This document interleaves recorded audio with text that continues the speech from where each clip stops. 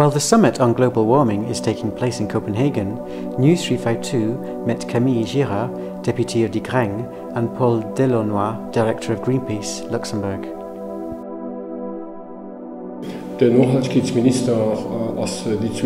Their Minister for Sustainable Development will be there during the second week, if my information is correct.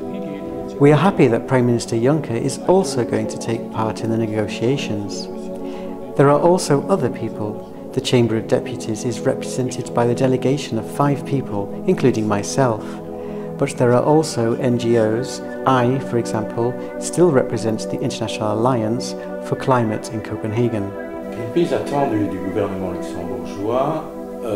Greenpeace expects the Luxembourg government to take a real progressive position.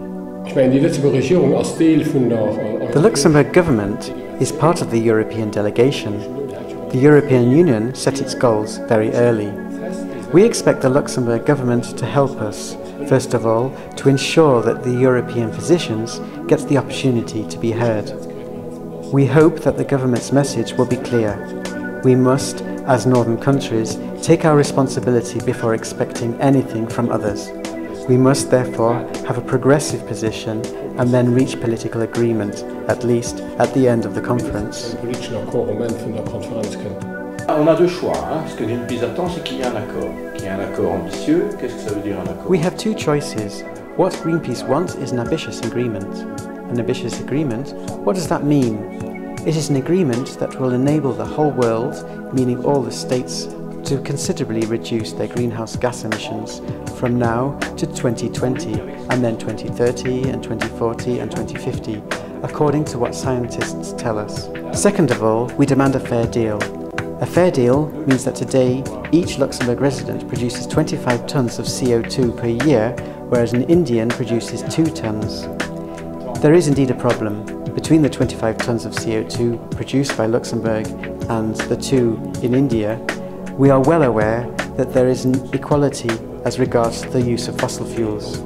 So we are asking for there to be fairness. This means that industrial countries must reduce their greenhouse gas emissions even more drastically to enable developing countries, southern countries, to continue their development, but not as fast as they are doing today, but in slightly slower ways so that they can continue to grow. Pas aussi vite qu'ils le faisaient aujourd'hui, mais de façon plus réduite pour qu'ils puissent continuer à se développer. To remain realistic, I don't think that we will reach another protocol, a protocol that will be as definite as Kyoto. It does not seem feasible to find a legal agreement. So the least we can expect is a political agreement in which a series of elements are made clear.